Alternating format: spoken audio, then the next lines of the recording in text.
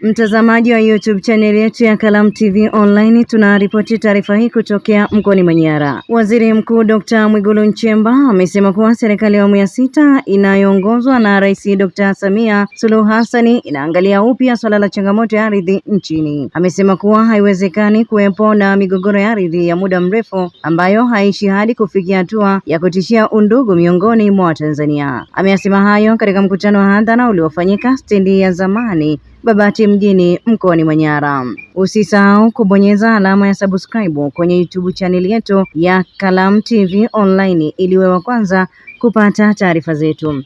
Usisahau kubonyeza alama ya subscribe Kalamu TV Online. Na mimi niwaambieni, hata haya mambo ya ardhi nimeshasikia kila kona.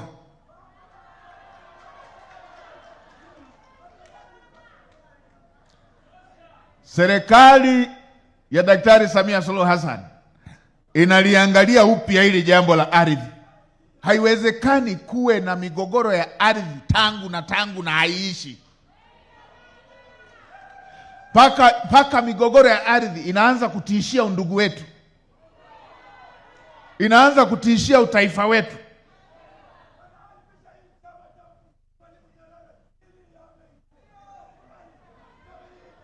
Kwa hiyo ili litaangaliwa na lenyewe, kuweni watulivu, litaangaliwa hili, litaangaliwa upya.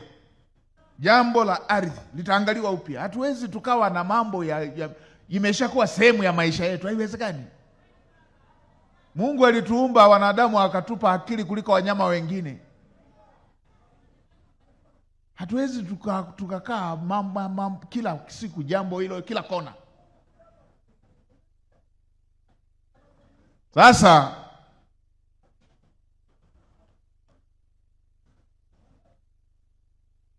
mimi ndo nimekabidhiwa hili jukumu la kusimamia utekelezaji wa majukumu haya na yote ambayo Mheshimiwa Rais anaelekeza. Wale wanaosema ni ziara, wale wanaosema ni mwanzo tu,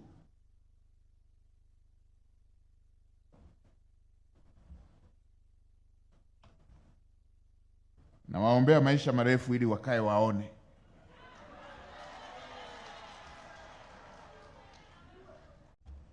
Tunataka watu watimize wajibu.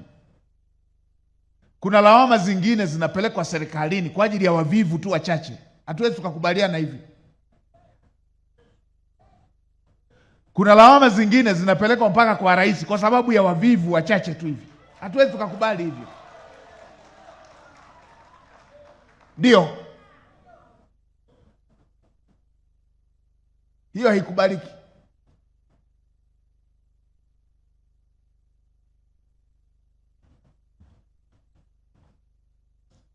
Kila mmoja ambaye ana jukumu lake inabidi atimize wajibu wake. Watu kuzoea matatizo ya wengine, watu kuzoea kero za watu. Anaelezewa kero, mwenye kero analia, halali, machozi yameshamkaukia, anafikisha kero kwenye ofisi ya umma. Wale wanapokea kama salamu tu.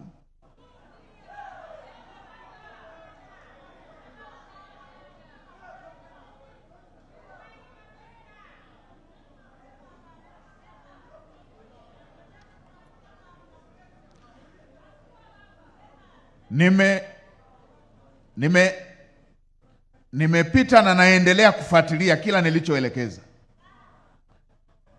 Nashukuru Kilimanjaro nilikopita nikakuta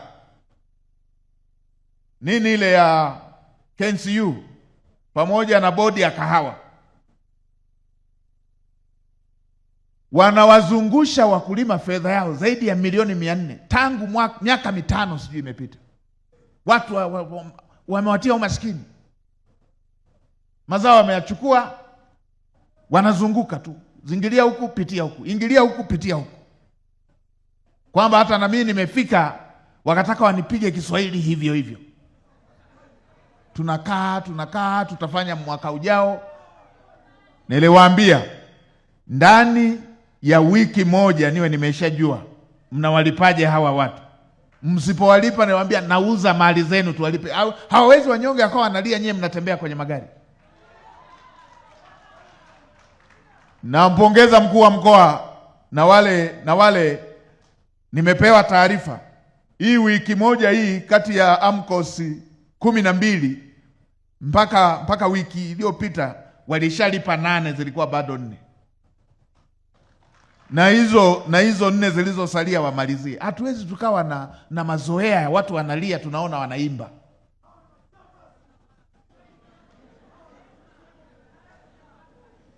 Haiwezekani. Nilipita pale kwenye wilaya moja, fundi mpaka ndoa yake imeharibika, mpaka akauza mifugo yake. Amejenga vyoo vya shule ya serikali, anadai milioni 2, miaka 5. Kupuza tu. Wewe ukaniambia kuna halmashauri inaweza kushindwa kulipa milioni 2 miaka 5. Kupuza tu. Kupuza tu. Kwamba mtu analia wao wanaona anaimba. Ndio maana niliwaambia hii sisubiri hela ya serikali ili muone uchungu, gawaneni kutoka hela ya mfukoni mwenu sasa hivi. Mlipe. Wakalipa muda ule ule. Nilisema hii sisubiri mkatafuta serikali. Lipeni muda huu. Mama lishe analisha mafundi, mama lishe analisha mafundi. Mkurugenzi wa Kiteto nilisema tunavyoenda majumuisho mwe mmeshamlipa yule mama. 700,000. 700,000 ya mama mnyonge mjane mnakaa nayo miaka 5, 700,000. Halmashauri. Kwamba halmashauri inaweza ikakosa 700,000 kwa miaka 5. Kama sio kupuza ni nini?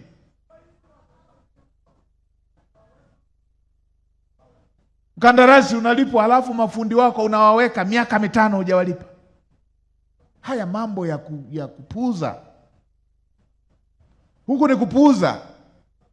Kwamba wewe umeshalipwa na serikali. Halafu unadunda tu na hela na ni kawaida tu, mbabe nani ya kufanya nini? Sasa wakuwafanya nini nimeshapatikana. Wewe ole wako, ondoka na hela ya mnyonge.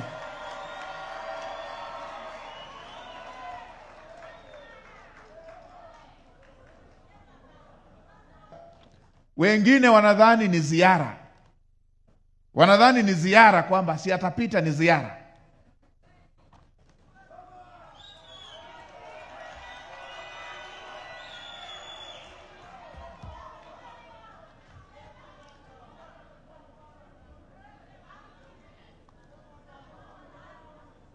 Nitataka kila mwezi, kila mwisho wa mwezi, wiki ya mwisho wa mwezi, nipate jedwali. Kila mtendaji wa kijiji, mwenyekiti wa kijiji, mtendaji wa kata, wa tarafa, mkuu wa wilaya, mkuu wa mkoa, kwenye kila hilo eneo lao walitatua kero zipi na zipi zilishindika kwa jedwali.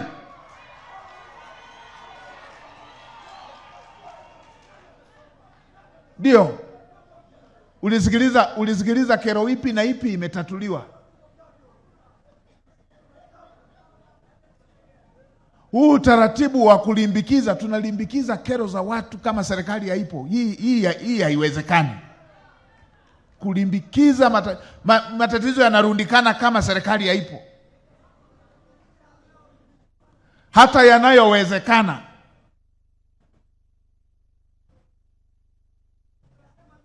Tumetengeneza utaratibu ndani ya nchi kuwa na uongozi kila eneo kwa ajili ya kuwarahisishia wananchi kupata ufumbuzi wa matatizo yao.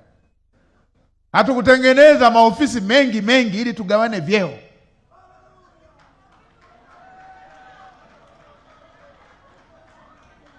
Ndio.